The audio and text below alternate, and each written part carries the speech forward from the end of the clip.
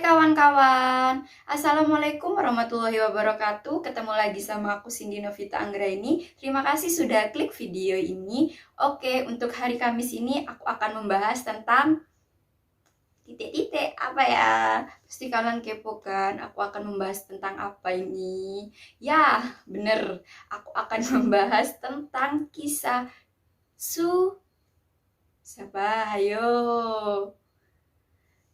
Sumanto si kanibalisme. Pastinya kalian dengarkan dari berita-berita dari para konten kreator lainnya tentang Sumanto ini.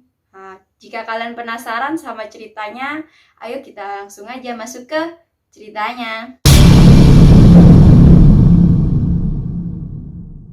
Sumanto lahir di Pelumutan pada tanggal 3 Maret 1972. Ia merupakan seorang pria biasa pada umumnya. Namun pada awal 2003, dia terkenal di seluruh Indonesia, bukan karena prestasi ataupun hal positifnya. Ia terkenal karena kasus pencurian mayat dan kanibalismenya. Sumanto merupakan anak sulung dari 5 bersaudara, yaitu Mulyati, Karyono, Maryati, dan Mulyanto. 5 bersaudara ini lahir dari pasangan Nurdikarta dan Samen. Masa kecil Sumanto sangatlah berkecukupan karena warisan yang diterima ayahnya dari kakek dan neneknya. Ia menempuh pendidikan dasar di SDN Pelumutan 1. Sejak kecil teman-teman dan tetangga-tetangganya memanggil Sumanto dengan sebutan Suman. Sejak kecil Sumanto memang terlihat sangat bandel dan badung. Sumanto berniatan untuk melanjutkan pendidikan di SMPN 1 Kemangkon. Karena niatnya terhalang oleh nilai-nilai Eptanasnya yang tidak mencukupi, akhirnya dia mengulang kelas 6 lagi di SDN Pelumutan 2 dan akhirnya dia lulus di tahun berikutnya.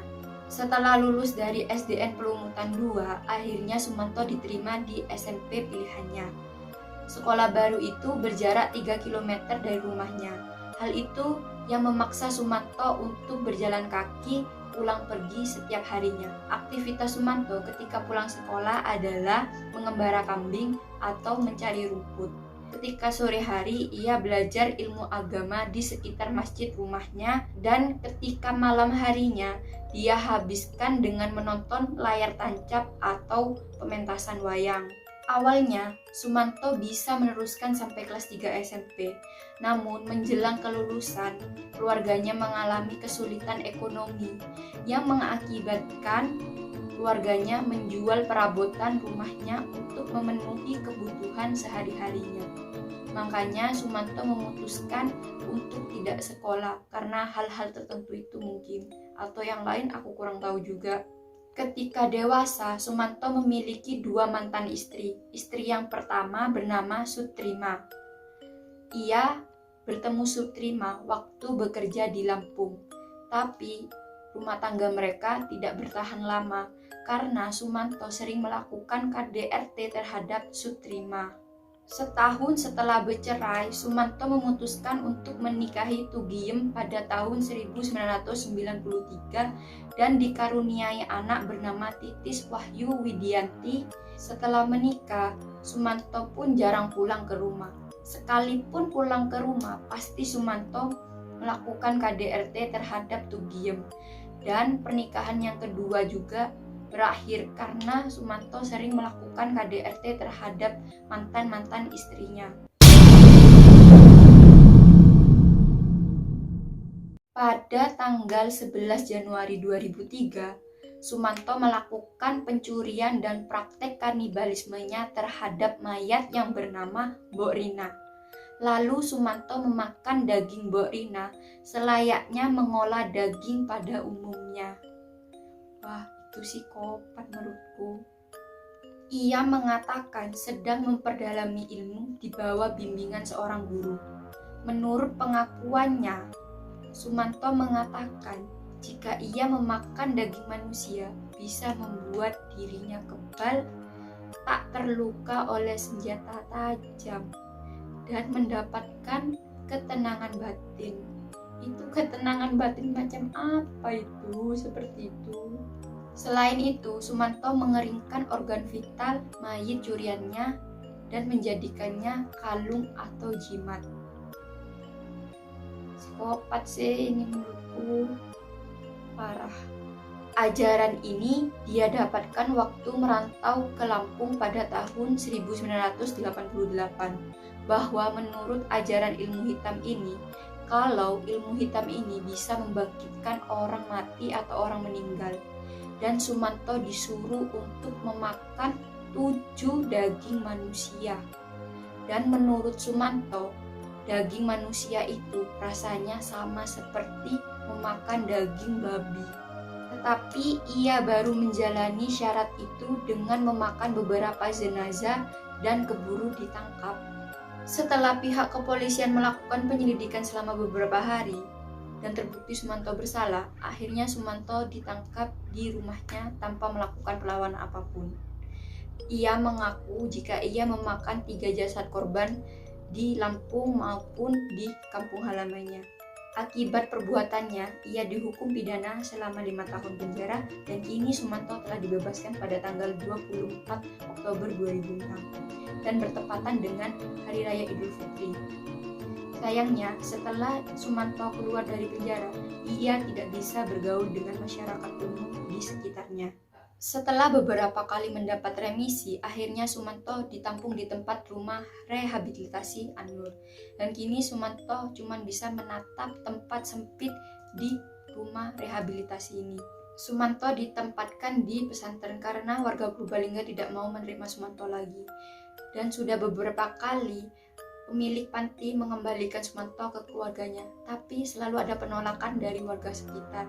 Dan Sumanto akhirnya memilih untuk tetap di rumah rehabilitasi sampai waktu yang tidak ditentukan. Ternyata selama di panti, Sumanto mengalami perubahan yang cukup signifikan. Sumanto menjadi pribadi yang sangat baik, selalu beraktivitas sosial, rajin mengikuti pengajian yang diselenggarakan di panti, dan ia beraktivitas layaknya manusia normal di dalam panti. Kondisi Sumanto kini sudah membaik, sudah terawat, sudah menghafalkan Al-Quran, sudah mengenal ajaran Islam, dan dipercaya mengumandangkan azan. Selama bulan Ramadan, Sumanto juga turut menjalankan ibadah puasa dan sholat tarawih berjamaah di panti. Beda dengan pertama kali Sumanto datang ke panti, akhirnya sekarang Sumanto bisa berbaur dan bermasyarakat dengan warga panti. Karena itu juga berkat dukungan dari warga yang ada di panti. Sehingga Sumanto tidak ingin mengulangi kesalahan yang dulu pernah terjadi. Berbagai kemajuan yang telah dialami Sumanto tidak membuat citra Sumanto menjadi baik di mata masyarakat. Karena Sumanto tetap dicap sebagai sosok yang mengerikan di benak masyarakat. Meskipun begitu, rencananya Sumanto akan pulang ke kampung halamannya untuk menyerahkan bingkisan, pakaian, dan uang untuk ayah dan ibunya. Tak disangka sekarang Sumanto menjadi partner dari Kiai Haji Supomo dalam mengisi acara di berbagai kota di Indonesia ini. Rupanya banyak masyarakat yang penasaran dengan kekonyolan Sumanto ini. Dan Sumanto jadi bintang tamunya karena banyak orang yang ingin mengetahui orang makan orang. Oke, itulah kisah Sumanto si kanibalisme. Menurut kalian gimana Sumanto itu? Bisa komen di bawah. Menurut aku sih Sumanto itu orangnya baik dan sayang kepada kedua orang tuanya. Jika kalian ingin aku cerita tentang apa gitu, bisa aja ya komen di bawah. Oke, sekian dari aku. Jika ada salah kata dan perbuatan tolong dimaafkan ya. Kan kita sesama muslim, harus saling memaafkan. Oke, sekian dari aku. Jangan lupa like, comment, share, dan pastinya di subscribe ya. Jangan lupa ya mampir-mampir ke channel aku. Dadah, see you next time.